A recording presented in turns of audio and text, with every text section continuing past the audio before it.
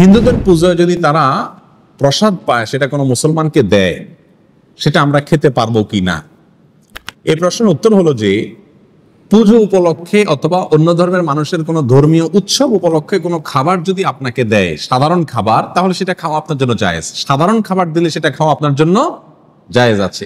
তারা যদি কোনো পশু জবাই করে দেয়, যেহেতু মুশরিক হিন্দুরা, তাহলে সেটার গোশত আপনি খেতে পারবেন না। ফলমূল এ জাতীয় কোনো কিছু দিলে সেটা আপনি খেতে পারবেন।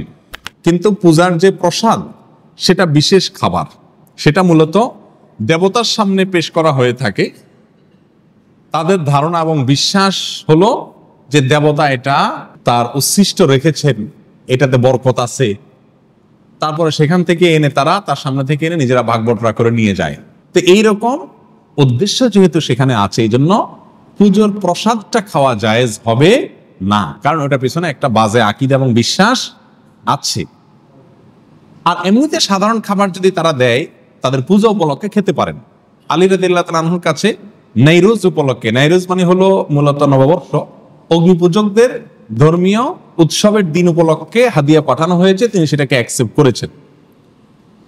এরপরে আয়েশা রাদিয়াল্লাহু তাআলার কাছে এক মহিলা প্রশ্ন করেছেন, যে সেই মহিলা বলেছেন যে আমার ছোটবেলা দুগ্ধদান করিয়েছেন একজন অমুসলিম নারী, তিনি তার ধর্মীয় উৎসব উপলক্ষে আমাকে কিছু খাবার টাবার দিয়ে আমি খেতে পারবো কিনা।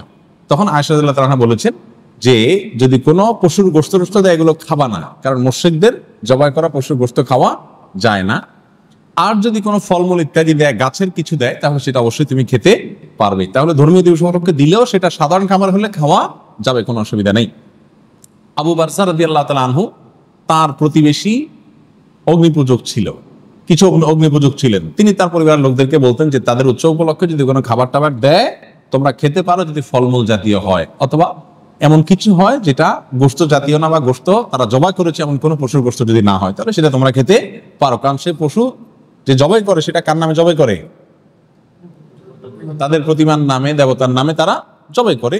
তাদের নামে জবাই করা পশুর গোশত খাওয়া যেরকম হারাম, প্রসাদ যে খাবারটা তাদের দেবতার উদ্দেশ্যে উৎসর্গ করে, সেটা আবার বরকতের উদ্দেশ্যে এনে তারা খায়, বন্টন করে, সেটা খাওয়া আমাদের জন্য কি হবে না? জায়েজ হবে না।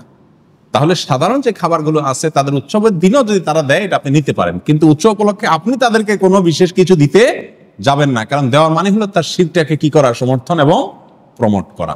মুসলিমকে স্বতন্ত্র সংস্কৃতি ইসলাম দিয়েছে, সেটাকে ধারণ করতে হবে এবং হেফাজত করতে হবে। আল্লাহ তাআলা আমাদেরকে বুঝার তৌফিক দান করুন।